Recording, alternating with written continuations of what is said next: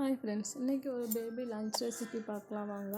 இன்றைக்கி வந்து முள்ளங்கி யூஸ் பண்ணி அவளுக்கு பருப்பு சாதம் எப்படி கொடுக்கலான்னு நான் சொல்ல போகிறேன். முள்ளங்கி பொதுவாக குழந்தைங்க அந்த ஸ்மெல் வந்து சாப்பிட மாட்டாங்க. ஸோ நம்ம பருப்போடு நம்ம வந்து பருப்பு சாதமாக நம்ம அதோட காய் சேர்த்து கொடுக்கும்போது குழந்தைங்க கொஞ்சம் வந்து சாப்பிட்டுப்பாங்க. ஓகேவா? ஸோ இப்போ வந்து எப்படி பண்ணலாம் பாருங்கள். சாதம் இருக்குது, நீங்கள் வந்து ஊற வச்ச ரைஸ் வச்சும் நீங்கள் பண்ணிக்கலாம். ஓகேவா? இன்றைக்கி சாதம் சேர்த்து வடித்ததுனால நான் அவளுக்கு தனியாக வந்து சாதத்தில் எடுத்து பண்ணுறேன். அப்புறம் பருப்பு கழுவி ஊற வச்சு எடுத்துக்கோங்க.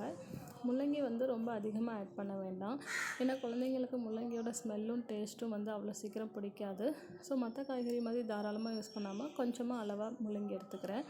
இப்போது குக்கரில் வந்து ஒரு ஸ்பூன் நெய் இல்லைன்னா வந்து நீங்கள் தேங்காய் எண்ணெய், நல்லெண்ணெய் இந்த மூணுமே வந்து மாற்றி மாற்றி யூஸ் பண்ணலாம் நீங்கள் குழந்தைங்களுக்கு. நான் என்னோடய பேபிஸ்க்கு அப்படி தான் யூஸ் பண்ணுவேன் ஃப்ரெண்ட்ஸ். ஓகேங்களா? இப்போ வந்து இன்றைக்கி நான் நெய் எடுத்துக்கிறேன். இதில் வந்து முள்ளங்கியோட நல்ல ஸ்மெல் வந்து போகிற அளவுக்கு நல்லா வதக்கணும் ஃப்ரெண்ட்ஸ்.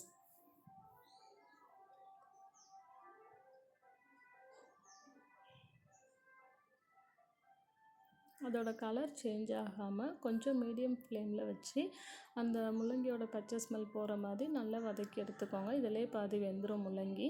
அதுக்கப்புறமா வந்து 3 பல் பூண்டு, சின்ன வெங்காயம் வந்து ஒரு 5 சின்ன வெங்காயம் நான் சேர்த்துக்கிறேன். அப்புறம் டேஸ்ட்டுக்காக தக்காளி. ஓகேவா? இது எல்லாமே சேர்த்து நல்லா வதக்கணும். இப்போது உப்பு, சாம்பார் தூள், ஜீரகத்தூள், பெருங்காயத்தூள் உங்கள் குழந்தைங்களோட காரத்துக்கு தகுந்த மாதிரி நீங்கள் உப்பு உரப்பு வந்து நீங்கள் சேர்த்துக்கோங்க. ஓகேங்களா?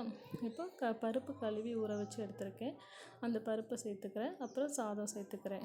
சாதத்துக்கு பதிலாக நீங்கள் ஊற வச்ச அரிசியும் நீங்கள் சேர்த்துக்கலாம். ஓகேவா? இப்போ தண்ணி ஊற்றிக்கோங்க. தண்ணி ஊற்றிட்டு கொஞ்சமாக மஞ்சள்தூள் ஆட் பண்ணிக்கோங்க. இப்போ குக்கர் மூடி வச்சுருங்க. விசில் வரட்டும், ஒரு 5 விசில் வரட்டும். ஓகேவா? அப்போ தான் காய் நல்லா குழஞ்சி வரும். ஸோ சாதத்தோடு நம்ம அப்படியே வந்து கொடுக்கும்போது அவங்க வாயில் தட்டுப்படாமல், அவங்க எடுத்து போடாமல் அப்படியே சாப்பிட்ருவாங்க. இப்போதைக்கு ஏர்லியர் ஸ்டேஜில் நம்ம இப்படி தான் கொடுக்க முடியும். கொஞ்சம் வளர வளர அவங்க காய்கறி கடித்து சாப்பிட்ற மாதிரி நம்ம பழக்கலாம் ஃப்ரெண்ட்ஸ். அதுக்கப்புறமா தாளித்து ஊற்றிக்கலாம். ஓகேவா? வெங்காயம் நல்லா முருகலாக தாளித்து ஊற்றுங்க. குழந்தைங்களுக்கு அல்சர் பிரச்சனைலாம் வராமல் தடுக்கும். தேவைப்பட்டால் மசிச்சுக்கோங்க. உங்கள் குழந்தைங்க அப்படி சாப்பிடுவாங்கன்னா நீங்கள் அப்படி கூட ஊற்றலாம். பாருங்கள், முள்ளங்கியும் நம்ம வந்து குழந்தைங்களோட உணவில் சேர்த்துக்கணும். எந்த ஒரு காயையுமே ஸ்கிப் பண்ணாமல் எல்லா காயோட டேஸ்ட்டையும் இந்த ஸ்டேஜ்லேருந்தே நம்ம வந்து அவங்களுக்கு பழகி விட்டுறணும். நீங்கள் இதை லன்ச் பாக்ஸ் ரெசிப்பியாக கூட நீங்கள் கொடுக்கலாம். தேங்க்யூ.